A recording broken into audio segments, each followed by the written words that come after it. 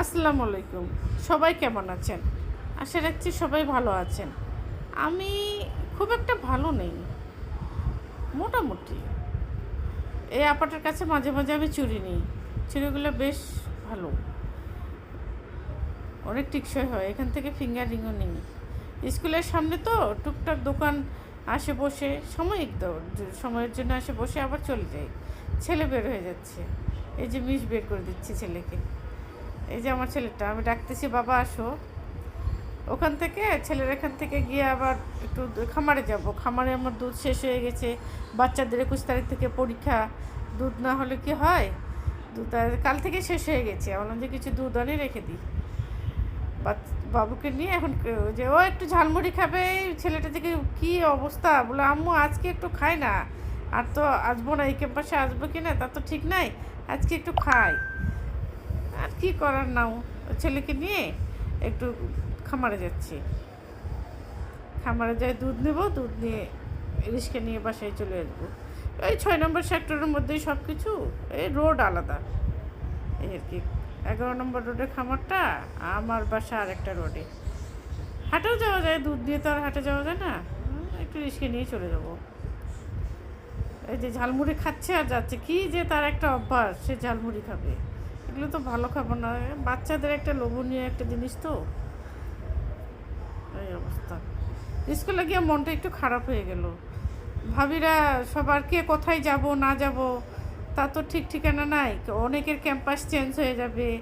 এক ভাবি বললো উনার হাজব্যান্ড ট্রান্সফার হয়ে গেছে, সে অন্য জায়গায় চলে যাচ্ছে। বললো ভাবি দোয়া রাখেন। আমার তো চলে যেতে হচ্ছে, হয়তো বা আর দেখা হবে না। এগুলা কেমন বিষয়গুলো, আসলে এগুলো না মেনে নেওয়া খুব কষ্টকর, কিন্তু কিছু করার নাই, মেনে তো নিতে হবে। বাস্তবতাই এরকম। ওনার চাকরির সুবাদে ওনার যেখানে সুবিধা সেখানে যাবে, অনেকে আবার অন্য ক্যাম্পাসে চলে যাবে। আমি যে কোন ক্যাম্পাসে থাকবো তার ঠিক নাই। এরকম কিছু করার নাই। ছেলেকে নিয়ে খামারে চলে আসছি।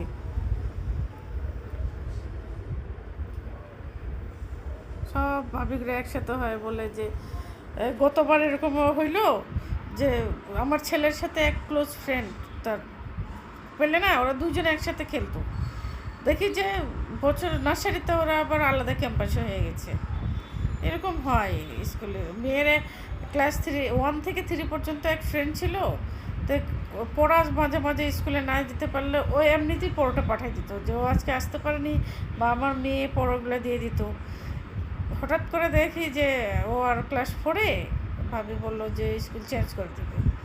স্কুল চেঞ্জ করে দিছে। মেয়েটা সবার সাথে আর সবার ফ্রেন্ড তো সবাই, তাই না?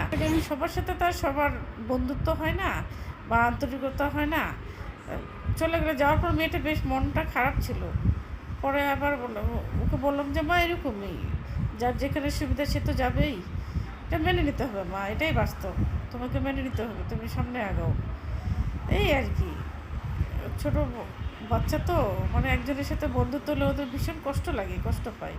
এখনও ওই মেয়েটার সাথে যোগাযোগ হয় আমার মেয়ের, এখনও ওদের ফোনে কথা হয়। এই আর কি, মনের একটা সম্পর্ক, যে ভাবেরা কি ভালো একটা সম্পর্ক এগুলো যায়, কথা টথা বলতাম। এই যে চলে যাচ্ছে, এটা এটা আসলে আমার এত বেশি খারাপ লাগছে, সবারই খারাপ লাগছে, কে কিছু বলতে পারছে না। বিদায় মনে হয় এমনই, শেষ বিদায়টা মনে হয় এমনই হয়। মানে স্কুল শেষে যে কত কি চেঞ্জ হয়, চলে যায়, অনেকে চলে যায়। এটা আর কি করার। বেশ দুধগুলো নিয়ে এসে আবার ডিপ ফ্রিজে রেখে দিলাম, রেখে দিয়ে আবার মেয়ের স্কুলে একটু যাব।